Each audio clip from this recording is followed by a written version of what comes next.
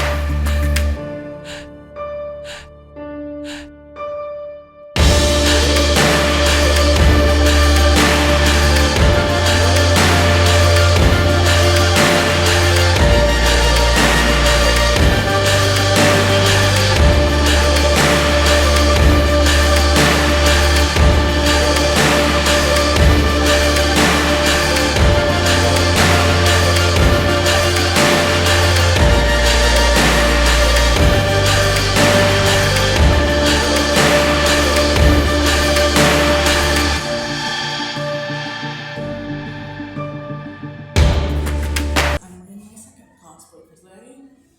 Yay!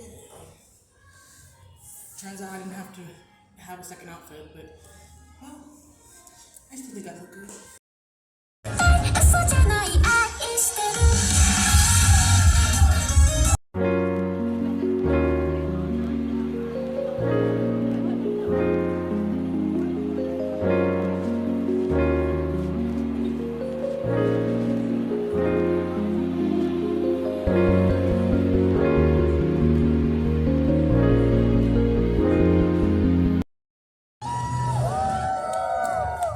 I've only been doing this for like 2 years, and it's been pretty fun. It's great. I love this. It's fun. You guys make it great. Love you guys. Okay, so to begin with, for our awards, we're gonna give out our smaller awards first. So we have 4 smaller awards, and then we have our main 3. So our first smaller award, drum roll, is going to Drake.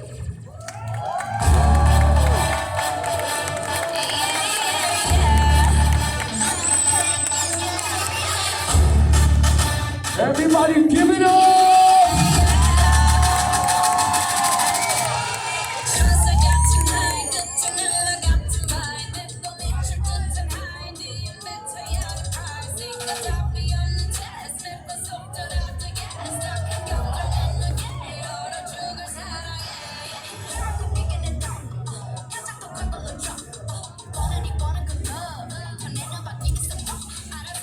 The next one is going to drum roll, please. 5 with Susie.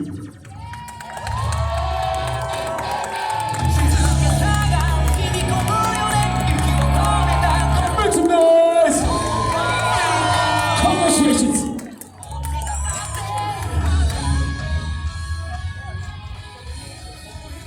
Okay, the next one is going to someone that came in a little late, but we were so impressed with their work that it felt wrong to not give them an award. It's gonna go to Jace Palace Arcade. You have the time to listen to me whine about nothing and everything all at once. I am one of those melodramatic fools who run into the boat that's out about it. Sometimes I keep myself up. Alrighty, so the next one. Sometimes my mind plays tricks on Next one is going to, drum roll please, Audrey with the black costume.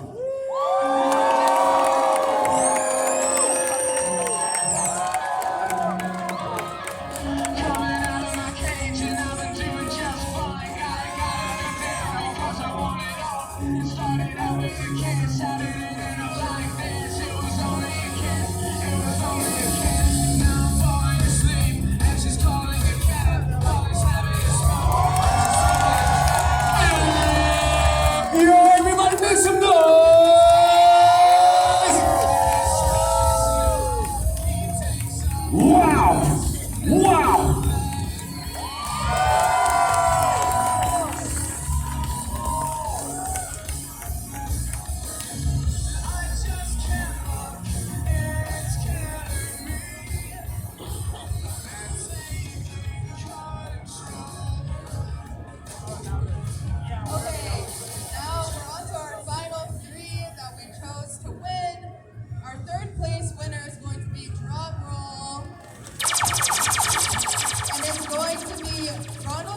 Olivia as firekeeper in Europe.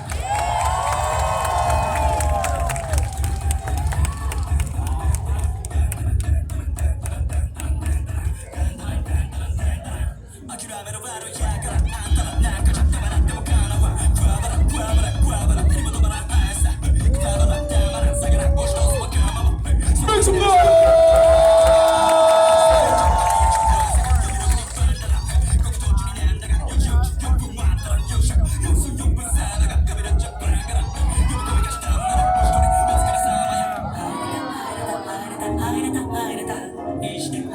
Already. And then our second place winner goes to Onyx with serial designation.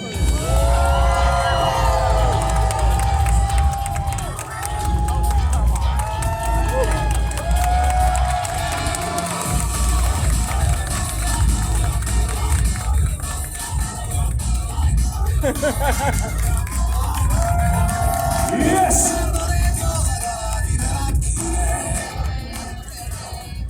First place. Hold on to your chairs. Drum roll. Drum roll. Everybody drum roll. First place is going to Robert as the Angel of Death.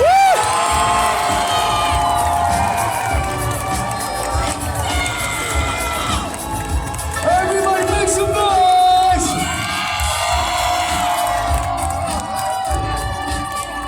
Check this out, buddy.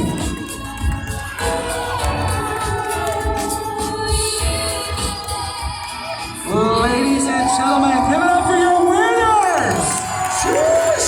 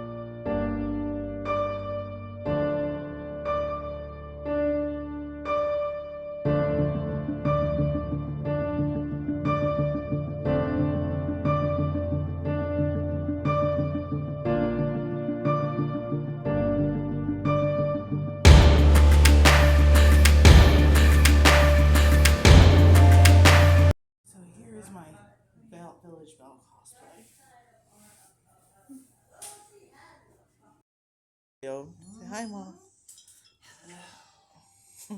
This is me, Oriana, the OC, made by Phoenix Without Power. Yeah. Get away with quite a lot with it being just a normal sort of generic American. But yeah, I feel like there was a game I was in called Class of '09 where it was very, very colloquial. So it helped me a lot get used to the American accent. It helped me refine my American accent because the director was very, very particular about it sounding a certain way with the delivery. So I'm grateful for that experience because it helped me refine my accent a lot. So grateful for that. But yeah, that's a great question. Thank you so much. Elsie's from Thank you for England. taking my accent. She's British. Elsie Lovelock. She's actually I'm from England, not Australia. by she's the the way. singing pilot Charlie. She sings the Demon Rainbow song, and she's also Uzi in Murder Drones. I was wondering, as far as being a voice actor in general, your most enjoyed line that you've been able to say and your most challenging that you've been able to say? I thought that was rude right there. It was the maid's dress. Dad's like, I don't know about, I can't think of the most challenging line off the top of my head, but I think the most challenging character that I got to voice was Nana from Talentless Nana, just because if you haven't seen it, I won't give spoilers, but her moral compass is completely different than mine, and so I had to find a way to connect with her to make her experience authentic. And she also, well, no, that's kind of a spoiler. I highly recommend watching it. It's very interesting. At least the first episode, there's a twist that you're like, what the heck? So, like, I highly recommend. My favorite line that I have ever voiced is actually from a gacha game called Nikkei Goddess of Victory. And my character is bugging another character. And it's kind of like a sci-fi, like, doomsday, end of the world kind of setting. And so they're supposed to be really serious, and my character is like, no, it's fine, like, we don't need to be serious, whatever. And so she's goofing off and is annoying this other character, and this character's like, I'm going to shoot your lips off. And she's like, no, you're not. And she's like, yes, I am. And she's like, well, then I better move my lips faster so they're harder to hit. Blah, blah, blah, blah, blah. So that's my favorite line I've ever said.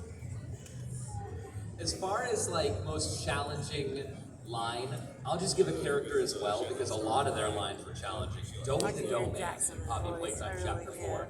Because for that particular character, there's a lot of nuance to them because that particular character is like 3 children in one big doughy body. And they each have their own respective personality. Like there's Kevin, Matthew, and Jack. Kevin is the mean one. Jack is the little baby boy that's really nice and happy and cheerful. And then Matthew is the leader that's like kind of, I think like 14 years old, I don't know their ages. But they each have a different personality. And sometimes their lines bleed into each other where we will do a line where it's like a mix of like Kevin and Matthew or Matthew and Jack. And they'll like, because they're each piloting this big dough man like at different times. Like there's one line in particular I really loved. It wasn't really challenging, but it was fun. Where he's handing you a key of some kind, and he goes like, "Here." Like he just goes from being like cheerful Jack talking to Kevin, who's untrusting. It's like, "Take this." Like it just goes from one to the other. The entire ending bit with Doey was probably the most challenging thing I've done because again we had to go from being angry and mean to being like sad in as Jack or as Matt, and just figuring out how to make that work, how to make it sound seamless and not like really jarring and weird. But I had fun with it. It was really fun, really technically challenging, and my voice was gone for about 2 weeks after I recorded it. But it was great. I had a lot of fun with that. My gosh, I can't believe I haven't checked that out yet. That's crazy, dude. Yeah, I mean, I think any character where you have to scream. I did like a voice bank for a bunch of war games this year in London, and it was like all manner of dying. It was like being stabbed, shot, burning alive. I've been burned alive quite a few times this year, actually. Kiss him across the pond. But yeah, something like that is always a bit challenging. You definitely need to have a nice hot tea after that. But I did a game called 100 Line Last Defense Academy, and I voiced a character called Kurara, and she's very hime, like sort of princess, like kind of type. And like That's that new game on the Danganronpa. Yeah, by the Danganronpa people. Yeah, she's. well, it's as easy as going from this to going down here and being like, what the heck, man? I mean, both characters have their own unique, ways of delivering the way they talk. So N, obviously, I just kind of go into my higher register a little more happy. I always have a smile on my face when I'm doing and he's just got really nice golden retriever energy, very excitable. Sometimes I'll sprinkle in a little laugh, especially when I'm doing like signings or just fan things. I little like in there. That kind of helps me get into it a little bit. I know it can get a little annoying if I go like, this is so stupid, you know. But my voice is a little fried because I've been talking all weekend, so I must apologize that N isn't completely there. And then Jax, obviously, when Goose asked me to do Jax, she wanted me to do kind of like a really lazy kind of sleazeball sound, like something similar to Raggedy Andy from Raggedy and Andy: A Musical Adventure. She just wanted it to be very loose and very carefree, and so that's kind of what he's become. He's just a very carefree guy. And for me, honestly, it's interesting because, again, I don't really relate to Jax and how he copes and how he handles himself. I can't imagine being as mean as he is. But also, the more I learn about him, the more I understand him and why he's the way he is. You know, because all of it, as you saw in episode 6,